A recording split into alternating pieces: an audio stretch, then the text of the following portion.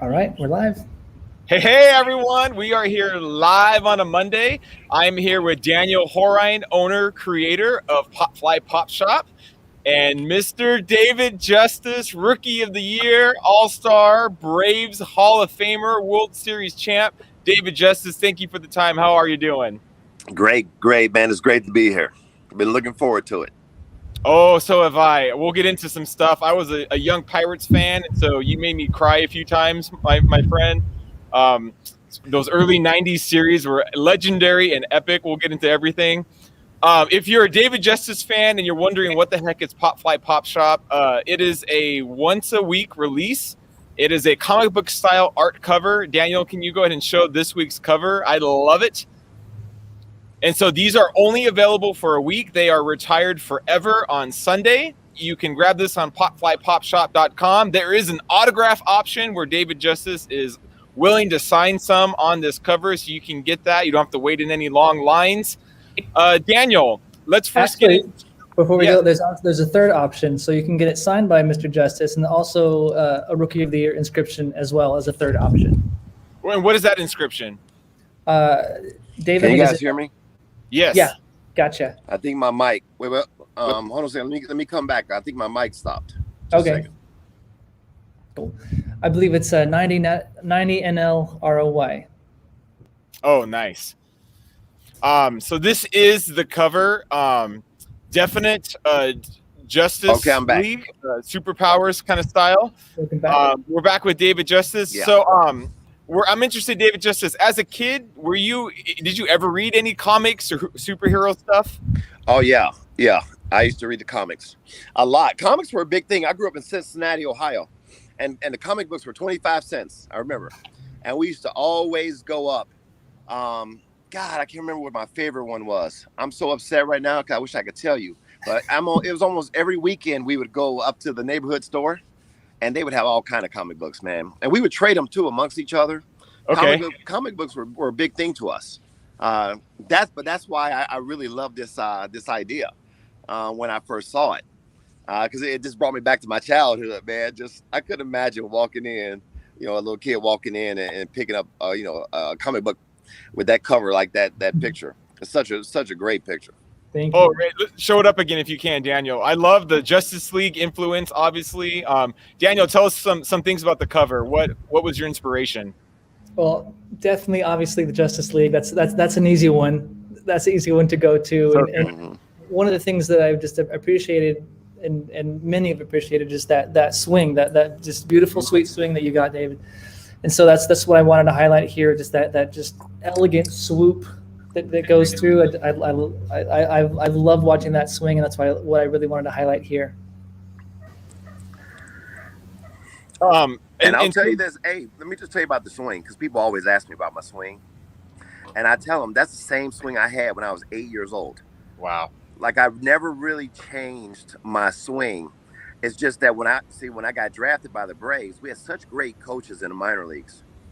And my first coach in rookie ball, he taught me the mindset of kind of coming down on the ball to create backspin.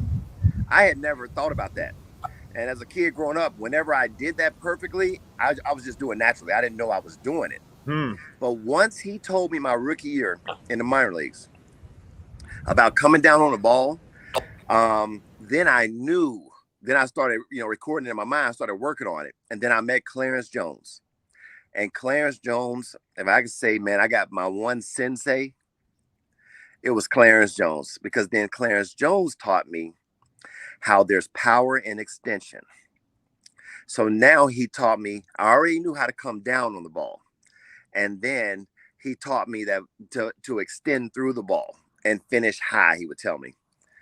Fellas, I worked on that. And I led rookie ball in home runs. My second year, I think I had 22 home runs. I'd only played 4 months of the season because I got hurt my second year in the minor leagues, but I had 105 RBIs in 4 months.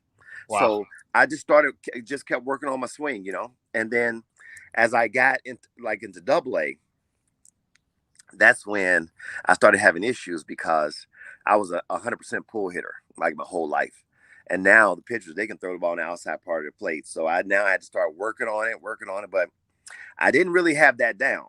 But the problem is, but the good thing for me is if you made a mistake middle in, you wouldn't get it back. You see. Mhm. So when I got to the big leagues, my rookie year, and for all the people that really watched me my rookie year, they'll notice I literally stood 2 inches from home plate.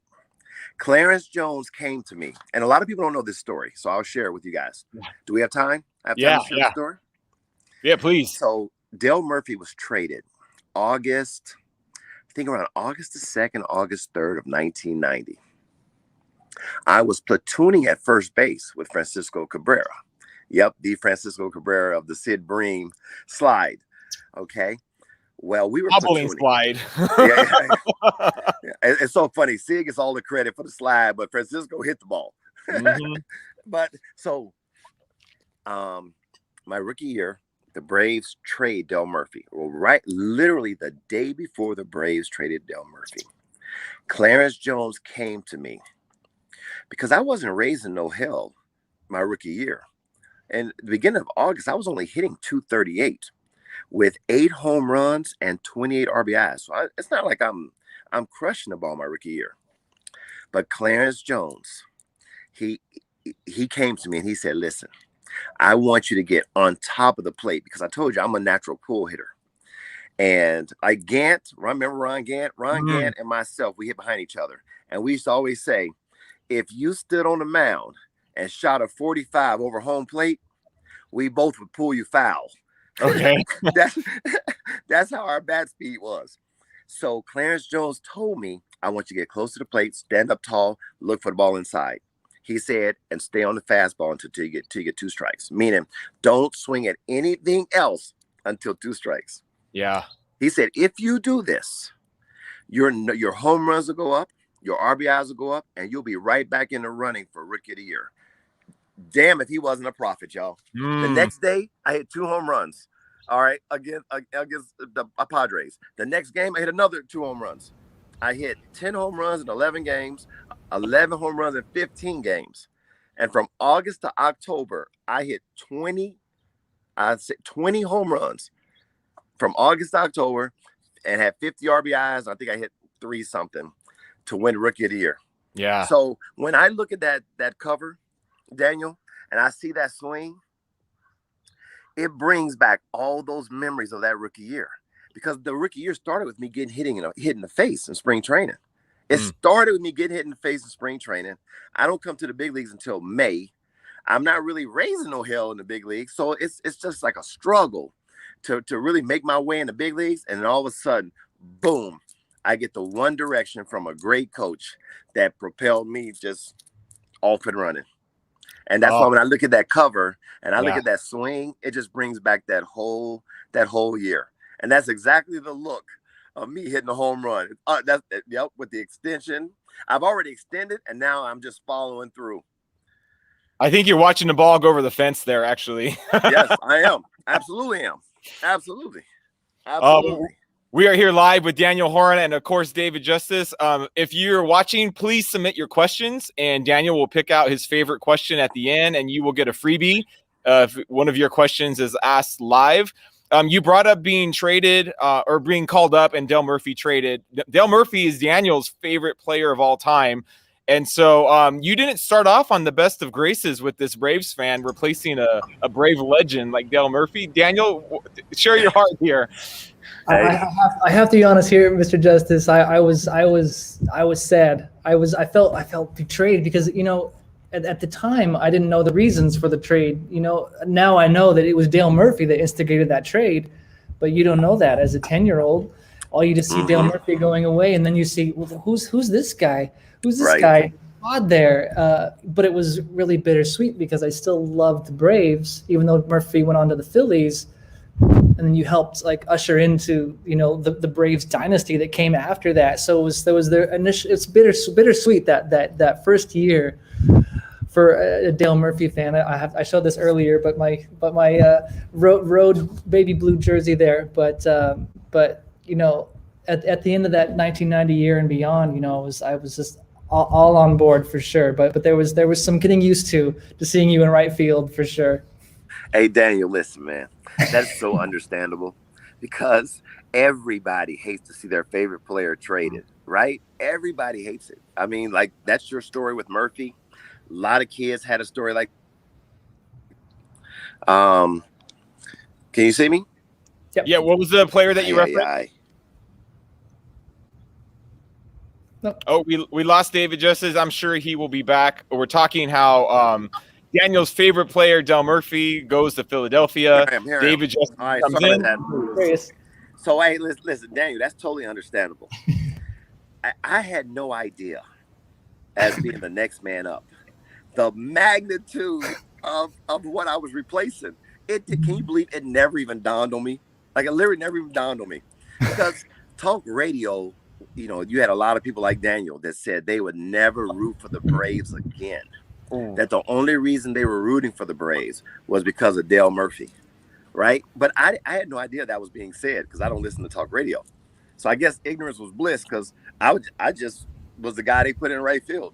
So, hey, Daniel, thank God. No, but Daniel, think about it this way too, though, Daniel. Thank God I won Rookie of the Year, right? Right? Because what if I had failed in right field? Can you imagine how it would have been from Braves fans to the Braves, and the Braves fans probably toward me too? If I didn't perform well. Mm-hmm. But the good Lord had his boys back again. Yeah, yeah. Lord had my back, Daniel. It was the best of outcomes. You've got this veteran like Mr. Brave left, and then you have a rookie coming in there to replace him. But it was just like, for you, it must have been like a storybook like ending to that season, because I'm sure you soon felt the weight of the cleats you had replaced in right field, and then to win Rookie of the Year with a storybook ending for sure. Hey, I tell you, I'm so glad that I did not think about the magnitude of the moment. I'm so glad I didn't think about it. Because you know why? And I'm going to tell you why I didn't think about it. Because my whole focus of happiness came from having to never play first base again. Oh, man. I played one game in AAA that year at first base. And the next day, I was starting in the big leagues at first base. Y'all don't realize how hard a routine ground ball is hit in the infield. That ball is coming hot. And I'm over at first base like a hockey goalie. Wow. You should have seen me playing the ball off my chest. I got some funny stories from first base, but man, when Murphy got traded and I came in that next day and they had my name in right field, that's all I cared about was I don't have to go to first base anymore. And I'm dead serious. That was really like something that was important to me, like never have to play first base because I sucked at first. Well, we're here live with David Justice and Daniel Horine, rehashing old bitterness, things need to get forgiven, and the journey. Speaking of that Braves team, obviously that team's legendary. David Justice for the rotation, greatest rotation of all time. But you on that team, that was an offensive juggernaut. Did you guys feel like, did you have a little chip on your shoulder? Like, hey, you talk about us too. Like, yeah, Maddox and Glavine are great, but we got Fred McGriff, we got Ron Gant, we got Javi Lopez. Yeah. Look.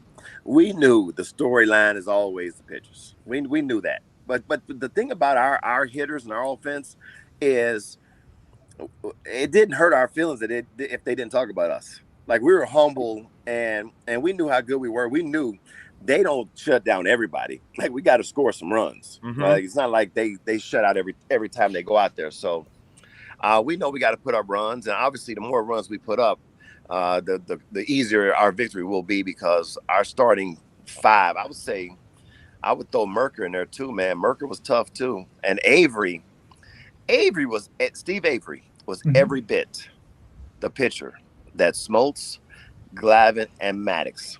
Wow. Every bit the pitcher. He just got hurt. He was younger than us. He was just as mentally tough. He had the talent. Steve Avery, I always like to mention Steve Avery because I think he just deserves to have his name mentioned anytime I talk about those three other guys. You know, John Smoltz, if I got to win one game, I'm going with Smoltz. I've seen him perform so great in game sevens that I got to go with Smoltz. Smoltz is one of the utmost competitors. and he's talented. You know, he's just mentally strong. Maddox, everything you guys ever heard about him. Looked like he's never seen a weight room a day in his life when he was in his career. You know what I mean? I'm telling you, listen, the dude in the band is built better than him. The guy who, you know, is playing the flute is built better than Maddox. But when it comes to being a cat on the mound and the talent that he had, oh man, Maddox is so gifted athletically. You would never think it though, looking at him.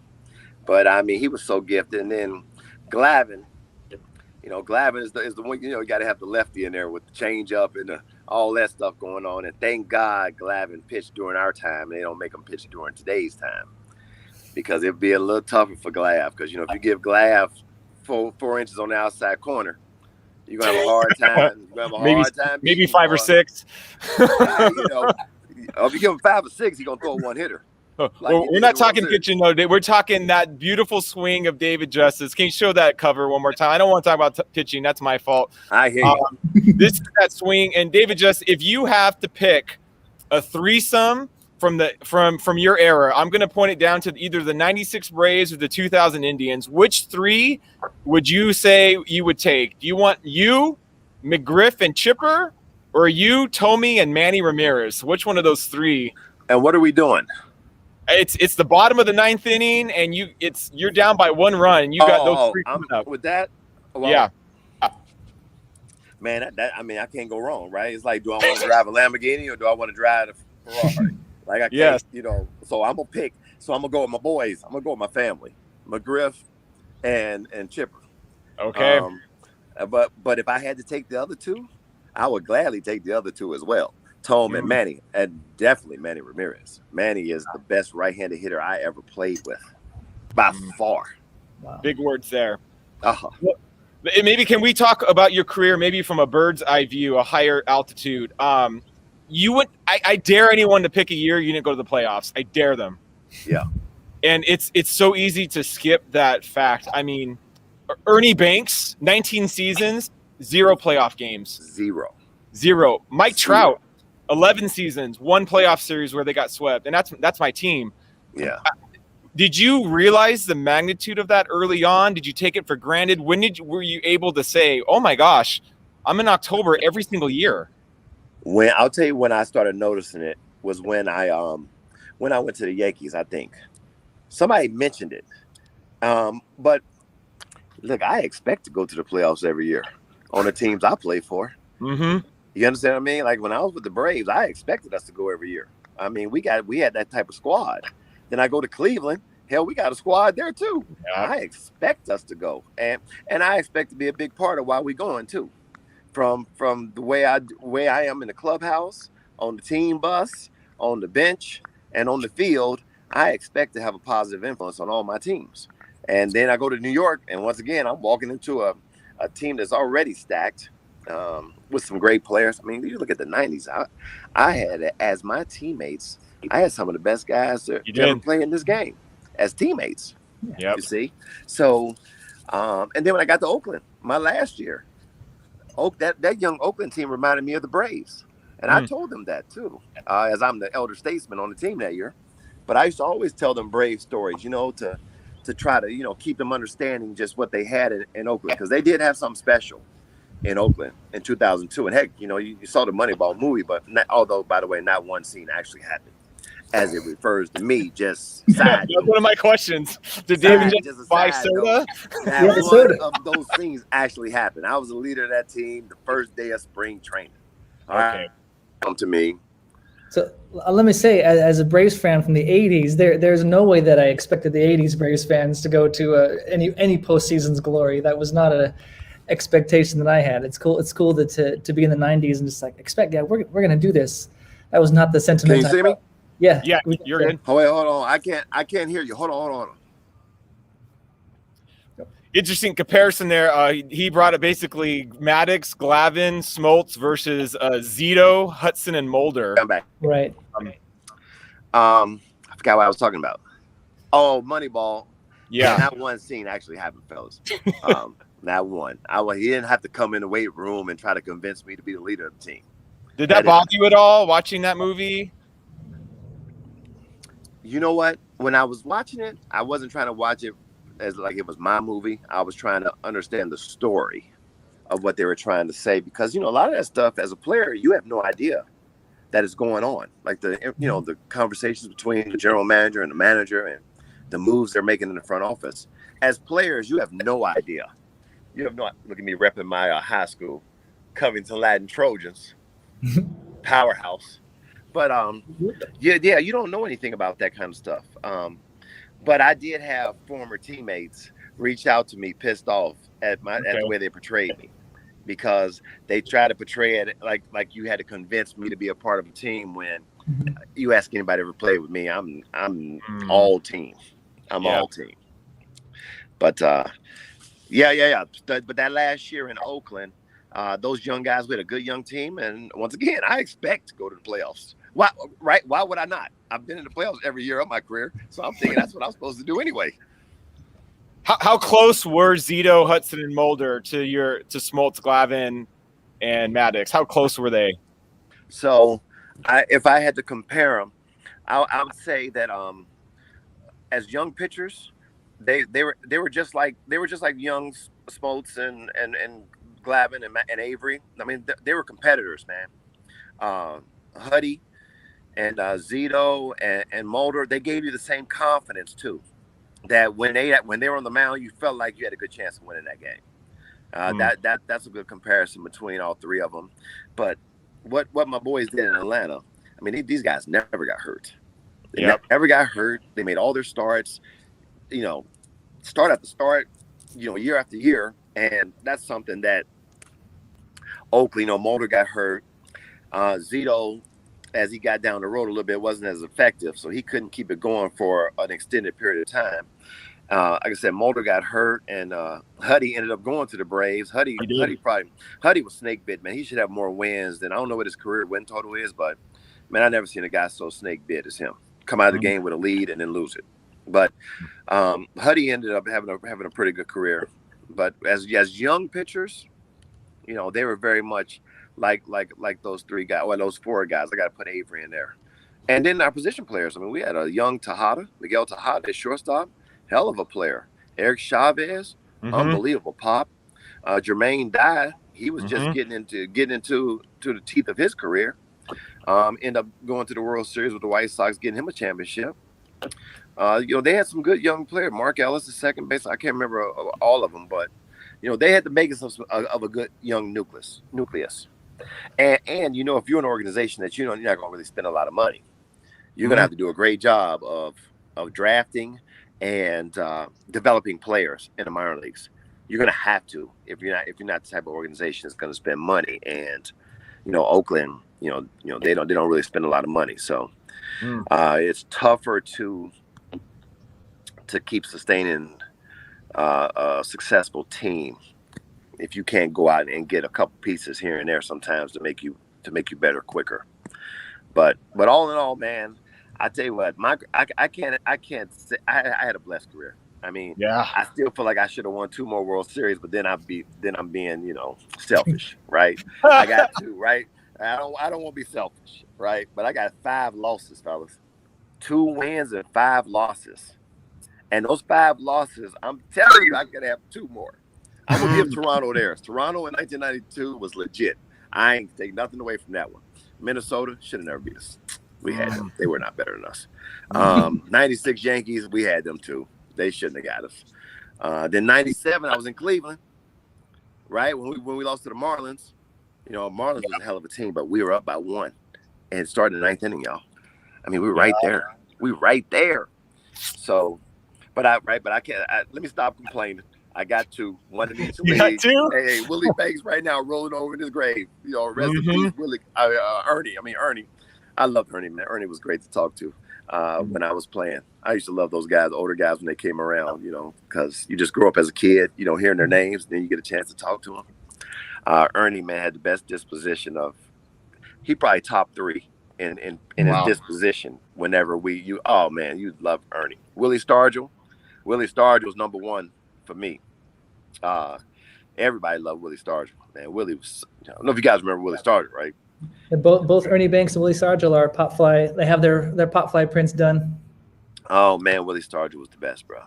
But yeah, I got off on a tangent here. Go ahead, Evan. No, I love it. I love Show, it, man. I'm taking over the show. Go no, ahead. they're here not to hear from me. They're not. Let's show that cover one more time. This is Braves Hall of Famer David Justice. Playoffs every single year. Except my rookie year. Except that's not on you. He's confirmed he was the leader of the A's. Didn't have to be convinced. He did not pay for his own sodas. We've debunked some of that.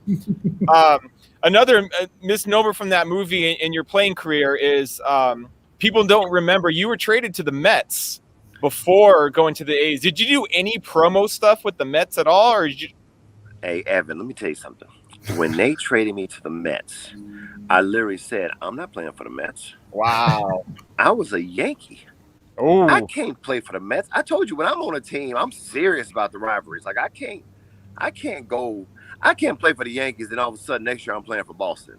No, I can't. I'll just retire. I can't do that. So when they traded me to the Mets, I was off season. But here's the thing though, Evan and Daniel, when they traded me, a reporter called me and he said he made a reference to hold tight. You might be getting traded back to the American League. okay. So that when he said that, I thought, oh, okay, then it's probably going to happen. And it did. Then I get a call. They traded me to Oakland. I was so happy because I would have never played for the Mets. Well, let me stop lying. Yeah, I would. I would have played for them, but it would have been hard for me to go play against the Yankees. When I feel like I live and die for my teams when I go play for you. You know what I mean? Like, I take it serious. I mean, I grew up in Cincinnati during the Big Red Machine. So I got a chance as a kid growing up to see a great team that was all in. Joe Morgan, Tony Perez, Dave Concepcion, Pete Rose, Ken Griffey, I think with George Foster, whoever, Cesar Cedeno. I mean, and when you saw our Reds team as a kid growing up, they just looked like they were just all Cincinnati Reds. So that was just in me. That's why, when the Braves traded me, man, I'm not even a crier.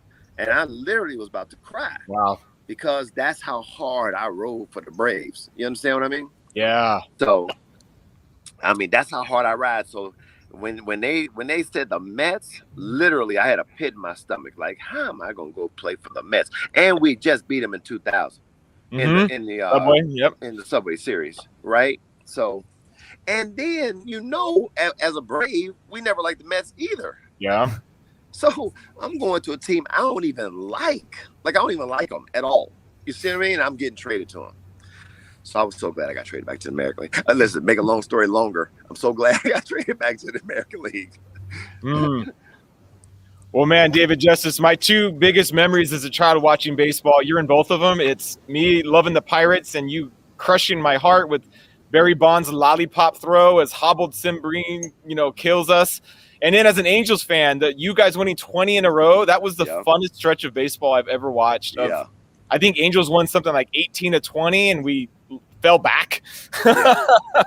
Hey, bro, the Angels, I never thought in 2002 that the Angels were going to win the World Series when I saw them in spring training.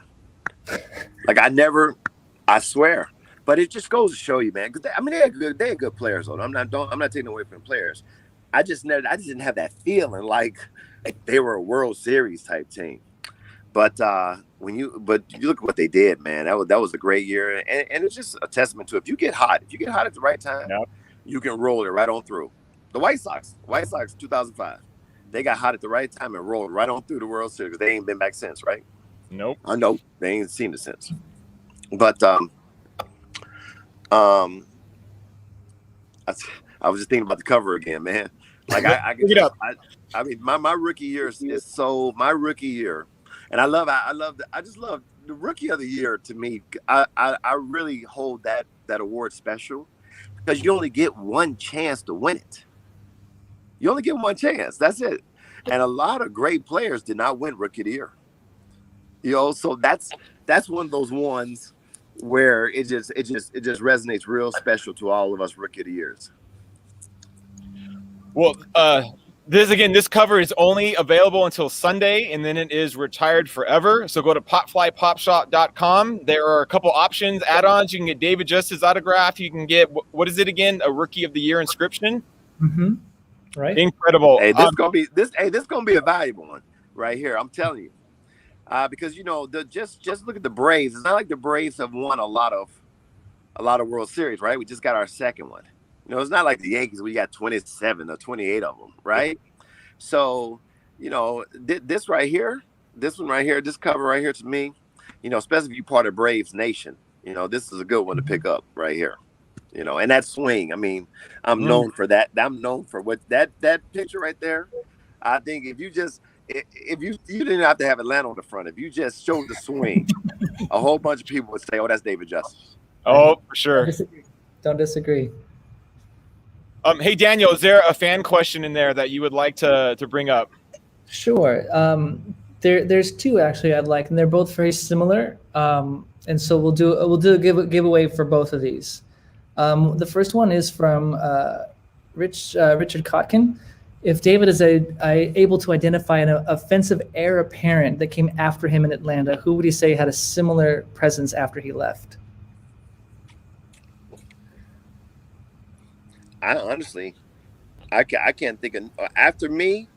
I feel like I had just handed it down to Chipper because I feel like I raised Chipper, and if you talk to Chipper, I mean he'll tell you the same. I spent a lot of time with a young Chipper Jones because I knew he was going to be special, and I used to call him Golden Child. You know that Eddie Murphy movie?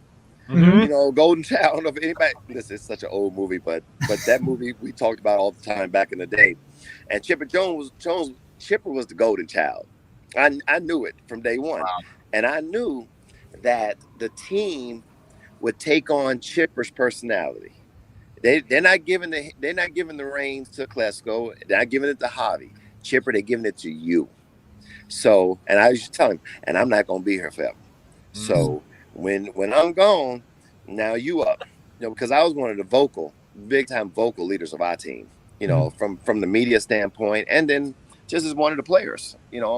And I would say Chipper, because I can't think of any other left-handed hitter that was like me. But I would say in mindset and in the desire to win and toughness and all that, I would say Chipper.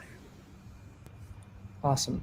So similarly to that, if we broaden it a little bit bigger, Shannon asked a question. What player in today's game do you feel reminds you of yourself as a player? So not just the Braves, but just who do you see yourself in as in a player in the game right now? So I will say this: I'm so terrible on today's game that I really don't know a lot of guys. I only start watching. I watch the Braves here and there, and then I watch the playoffs. Yeah. So I remember the Colorado Rockies, but time has flown. They had a left-handed hitter that reminded me of myself. Was there a Carlos? Was it Carlos Gonzalez? Yeah. Carlos Gonzalez. When I used to watch him hit, I used to say, we are real similar. Because I'm going to think of a left-handed hitter, obviously, right? But I would say there was another kid I saw. God, I wish I knew the team. Who, when he hit a home run, I said that looks just like how I would hit a home run. He was left-handed, had the long finish. We'll revisit that question next time, fellas. Next year, I got to get that answer for you. The answer is no one. Well, David Justice, thank you for partnering with Daniel and Popfly. Any last words you want to share for your fans? Well, I just want to say, Daniel did a great job, man. I'm really proud of the work that you did, and thanks for thinking of me. And I know you're going to continue to do some great ones, brother. And, I wish you the best. Evan, thanks for having me on here. To all my fans out there, y'all know I love and appreciate it. Appreciate all of y'all. And I wish I could meet all of y'all. I've met many of my fans across this country over the years. And some of the biggest joys of my life have come from meeting the fans and just reminiscing about back in the day, because that's all I got right now is a memory. So, other than that, man, I just wish everybody health and happiness, and prosperity. And guys, thanks for having me on here again. Well, you have a spirit of joy about you, and you're so infectious. Get that popflypopshop.com. Get the autograph. It's the closest thing you might get to meeting him for right now. David Justice, thank you for your conversation and for carving out half an hour with us today, man. Thank you so much. Yeah, thank you, fellas. All right, have a good one. Be safe, okay? I'll see you guys later. All right, sure. Bye-bye. Hey, Daniel, can you stay on for a couple minutes? Yeah, we can definitely do that. Man, any schmuck could interview that guy. He is just easy. That guy does it himself. Wow, you didn't need me, man. Awesome dude. Just a joy of life. Super humble. Again, always pointing it back to. I love him bringing up Steve Avery and just giving him credit. Yeah, like for me, like I feel Steve Avery really stands out for me because he felt like he was the link to the not so great Braves to the great Braves, because he felt like he was on my radar as a Braves fan, in 80, 88, 89, I don't remember when he started, but right around there, and sort of just kind of led into the Braves' greatness. And I totally agree with him too. When I think of the Braves' great pitchers, Steve Avery is like absolutely on my list. He's not on the Mount Rushmore of Braves pitchers, but he's on my Mount Rushmore of Braves pitchers. That's a hard mountain to crack too. So. All right, let's reflect on this a little bit, and then maybe we'll keep going to higher altitudes to reflect on season 3. Maybe talk some Braves World Series a little bit. So, what led you to David Justice? Was it Braves in the air with the playoffs? What made you land on him? Yeah, I think definitely Braves in the air, and as I said, there was a bittersweetness to Dave Justice in my journey. The bitter part is that he replaced Dale Murphy, but the sweet part is that he ushered in Braves greatness. So just reflecting on that, thinking of the journey, got the Braves on the mind, and just postseason Braves greatness, like that is Dave Justice. Yeah, so he's launching season 4. No break this time. How come there was no break in between the seasons? Well, there was a short break. There was a week break. 1 week. But, that's all I needed. That's the only reason. That's all I needed. See, all the MLB guys are resting for a couple months. Pop fly right back at it. Maybe let's reflect on season 3. Is there a couple like highlights of that year, that season, that stand out to you? I think just the opportunities really that stand out to me. Season 1 and 2 was really finding the voice of the project, and season 3, I think almost half of the prints were collaborations with players, whereas one and 2 were not much at all. But we got to do Dave Stewart, Randy Johnson, Ellis Valentine,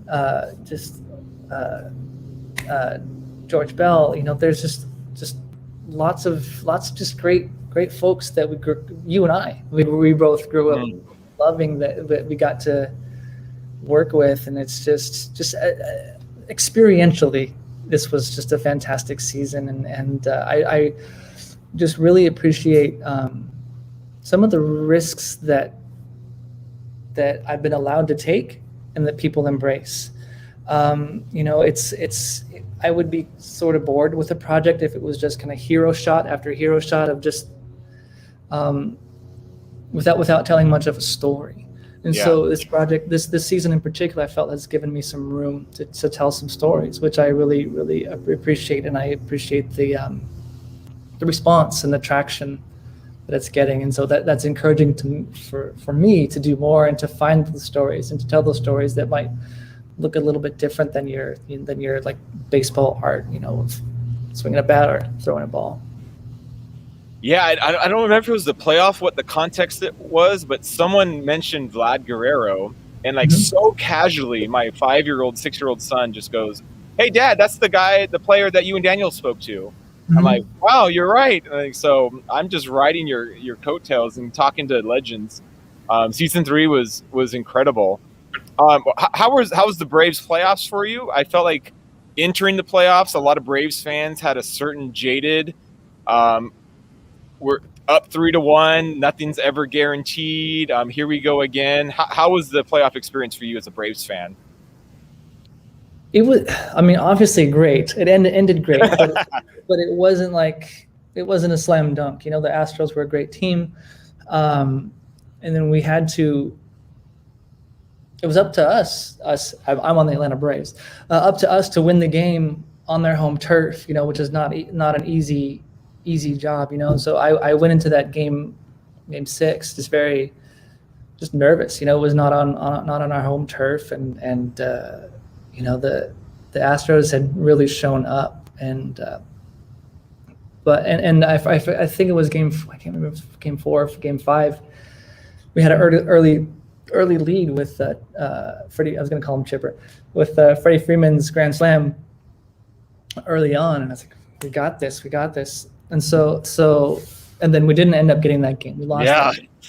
And so that sort of cautioned me to sort of count the chickens before they've hatched, and so we took that early lead in game 6, and I kind of on pins and needles, because as baseball goes, it's such a weird game. Like in football, usually the best team always wins, but in baseball, like, just weird stuff can happen, and you've got two of the best teams in the league playing each other, but just weird stuff happens, and so there's just always that tinge of like, what is really going to happen here with this? So with bated breath, to answer your question, with bated breath, I was watching that final game and happy with the outcome, but it similarly to the Dodgers, you cannot count the Dodgers out to the final out. That's the same thought I had for the series with the Astros. Yeah. What are your thoughts on Freddie Freeman? You brought him up. He's a free agent. It feels like everyone's just assuming he's going to stay on the Braves, but man, I never saw Griffey leaving the Mariners, and yet he did. So nothing would surprise me. He's at that age, like the 32. Like, do you give him the 10-year deal, or do you let him walk? What do you want to happen? What do I want to happen? I mean, just as a fan, I love Freddie's presence in not only the game, I mean the team, but the game. Like, he's got such a great presence, just overall, and a great spirit, and I really, really just appreciate him. Like, if he was on the White Sox or the Rangers, I would still be watching Freddie Freeman. So that kind of presence, of course, I want it on my own team. It's a young team. I think the team could definitely still benefit from a veteran presence like him. So I hope he stays, not only for what he's giving the team, but just for his influence on a very young team. Yeah, we'll see. I mean, everyone's assuming he stays. You just never know what a player's number one value is. It could be a geographic value where he wants to. He did grow up down here, actually. Mm-hmm. Angels, you listening? Or he might just want to stay on one team. And like you hear, David Justice's career, he had a fantastic career, and he loves the Braves, but yet he spent significant time on other playoff teams besides the Braves. So, and you think about Dale Murphy. He is like, if there was a Mr. Brave, he might be it. And even him did not stay with the Braves forever. And it was Dale's instigation of changing teams, not the Braves doing. Yeah, another playoff reflection I had was I think it was right before the Braves clinched the game 3 that they won. You see all the fans going nuts in the background, and my daughter's watching the game with me, who's 9, and she's a huge Angels fan. She goes, "Dad, I want to do that with Angel fans." Mm-hmm. And I'm like, that is baseball. Like, if you win every 20, 30 years, that's not bad. You get 1 or 2 chips. And I'm like, I like her frustrated that baseball is a game of heartbreak. It is a game of heartbreak. Yeah. There's a great quote. I can't recall it offline, but it's a very Dale Murphy centric interview, but it's on the wall at Murph's, and just baseball is designed to break your heart. It's such a long road to get there, and it's for most teams it's just in disappointment. And it ends in the fall when everything else is dying around you, the trees and the leaves around you, and it is reborn every spring.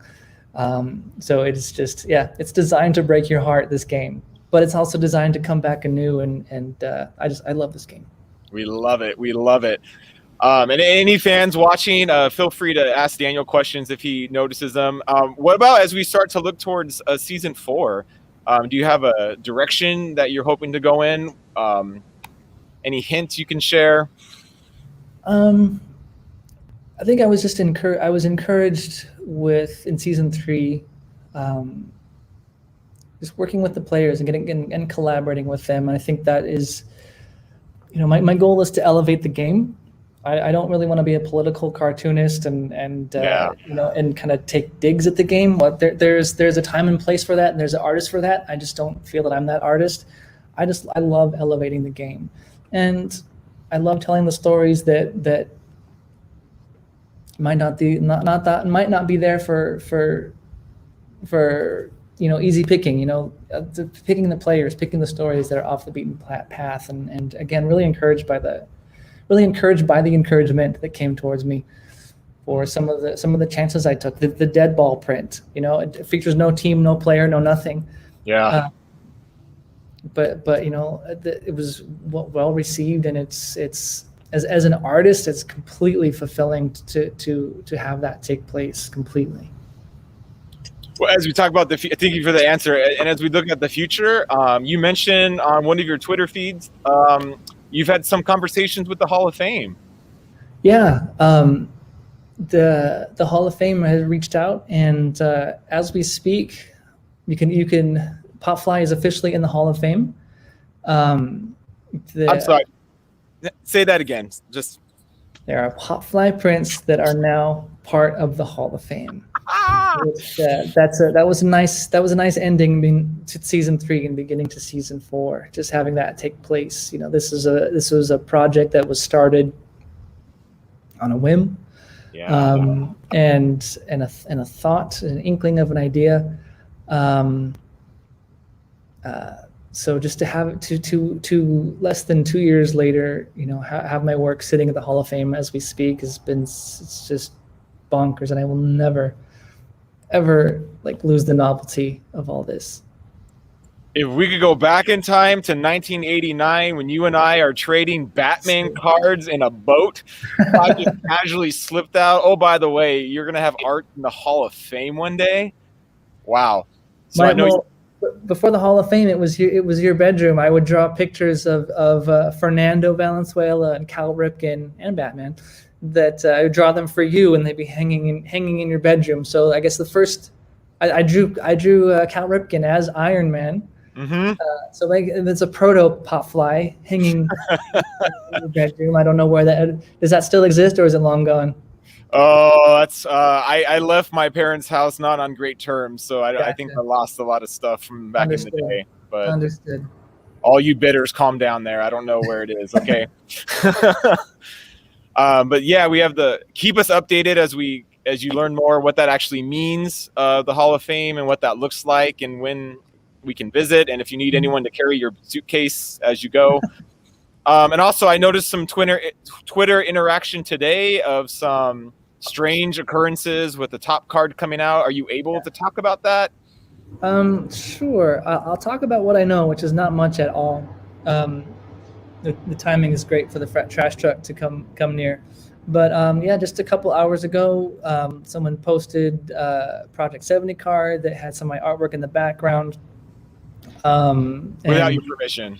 Yeah, it was news to me. I had seen a graphic of it. Here's what's releasing tomorrow, and with my artwork on it, had Popfly Pop Shop still on the artwork in the background, and so it was a shock for sure. And I don't mean it in a shots fired way, but I just typed out tops, and the artist was King Saladin, and whom I follow and whose work I follow on Instagram. A great artist. Just kind of what's going on. don't really know. So and to this very minute, this was a couple hours ago. I don't know. I don't have a lot of insight as to what's going on. But King Saladin is a super talented artist. Maybe there was. I just don't know. Maybe there was a misunderstanding, or I'm not sure. Maybe there was probably a great reason for it. But he reached out. We haven't spoken yet. He reached out, and looking forward to chatting and kind of seeing what's going on. Well, you're a huge Queen fan who famously was sampled by Vanilla Ice, so now you have a connection with him where your art has been sampled, maybe. Well, I'm sure that'll work out. Any questions from the fans that you'd like to comment on, or? Let's see. Well, Christian Shiverick asks, like, we've all seen today's Project 70 drama. It made him wonder if they received other offers to collaborate elsewhere. Has it opened up additional opportunities like the Hall of Fame? Honestly, not a ton. I feel very focused in what I'm doing. I'm not out there kind of seeking a ton of collaborations. I feel this project has my attention, and so I'm just kind of every week just really focusing on what's ahead and finding those stories, telling those compelling stories in the way that I have. The Baseball Hall of Fame, I didn't even know that I was on their radar. So that was lovely. Again, I don't know how the Project 70 thing came about, but there's time to figure that out. So we've early on I did a collaboration with Matthew Lee Rosen, which is a great artist, by the way. You should check him out. But not a ton of collaborations. I think Blake Jameson and I had talked a while back. He's also a Project 70 artist, about collaborating. Hopefully we can do that one of these days, but pretty focused on just kind of pop flying what it is. Good question. We had to address it. It's too obvious and glaring not to. Any other questions anyone asking you besides when are you doing Cal Ripken now? Matt Harlow asked, how long does it take to paint and finish each print? Will you sell the originals? These are all digital, so there really is no original. And it's hard to say how long it takes me. It really depends. So the way I work on these is I have a lot of them going at the same time, usually.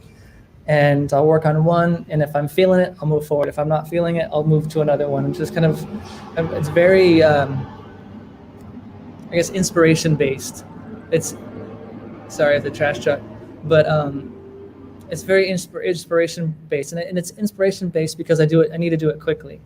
I know that's sort of counterintuitive, because you're sort of waiting for inspiration to strike, but I have lots of kind of different pools and pots of inspiration kind of waiting, and if it doesn't arrive with this one, then I can maybe move to another one. So another analogy I use is like a mixing board for music. You have different volumes and things you put those little faders up at, and so I just have a ton of different kind of ideas have finished, almost finished, and just one of them will kind of feel louder than another, and so I'll just move forward with that. So absolutely not answering his question whatsoever, but so all that to say, it's difficult to say how long it takes because they're often done in chunks throughout a long period of time. Well, again, popflypopshop.com, only available till this Sunday. David Justice. Couple different autographed options. First time, I believe. There's been more than one option. Right. Man, just a fun player. I'm glad you brought him up on our radar. He's one of those 300 home runs, high average guys. Not like greatest player of all time, but that's what I love, how you rotate. You'll do Hall of Famers, and then you'll do really incredible players that unfortunately can slip into the background, and we forget about amazing careers and blown away. Again, this guy's in the playoffs every year except for his rookie year. That is insane. And back then, it's no wild cards either in those early years. Yeah. Any hints going forward? What's coming up the next couple weeks? Well, let's see. I will say this. There was and this is probably going to give it away. I was a player. No, you know what? What should I say? Should I say? I almost had him. Almost got me. There's a player that I had begun working with that unfortunately had passed away before we had got it to fruition. So he's on my radar. it might not be next week, it might not even be this season, but he's on my mind. So I think about him often. And just again that initial connection, saying, "Oh, let's do this," and then him not being able to see it, it's a bummer. So I want to do him well. I want to do something that he would have been proud of. So yeah, that's something that's on my radar at the moment. Again, kind of at the mercy of the inspiration, but hopefully that one comes out sooner than later. All right, Daniel. Well, thank you as always for your One more thing, there is any new developments for 2020. This I will say, we're working on a couple exciting things for 2020 that are outside of the scope of what PopFly is right now. So I've said from the beginning, I don't just want to be the comic book guy, the baseball comic book guy. So there's things that we're thinking about, projects that we're working on that are kind of bigger than what this is.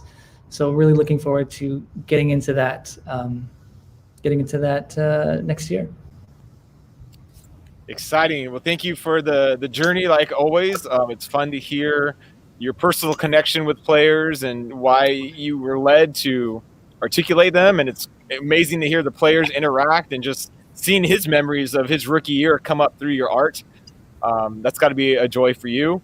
Well, yeah, I have to like underline that. Like just hearing his response was just awesome. Just how it moved him, and that's what I hope for in these collaborations is to connect with these players and portray them in a way that they see themselves. If they don't have the artistic talents to articulate it, it's an honor for me to be able to work with them. And Dave was really involved from the beginning on this one, and to good end, because it resonates with him, and I'm just really, really proud to be a part of that. Rad. We'll go to popflypopshop.com and check them out. The Jock Peterson stuff might be up still. Is that done, or is that still available? It has not gone live yet, but okay. There will be some Jock Peterson limited run of 200 5-inch glitter stickers of Jock Peterson coming soon. So keep your eye out for that. Keep your eye out for updates on the Hall of Fame and PopFly. And I don't know, we should name this thing right now Top Gate, 70 Gate, Mantle Gate. You'll update us on how that plays out. We're protective over your art because we know how personal it is. But thank you, everyone, for joining us today on this Monday. Daniel, thank you so much again. Thank you, Edwin. Thank you, everyone. I really appreciate you tuning in and sticking around, and just thank you. All right. Bye, everyone.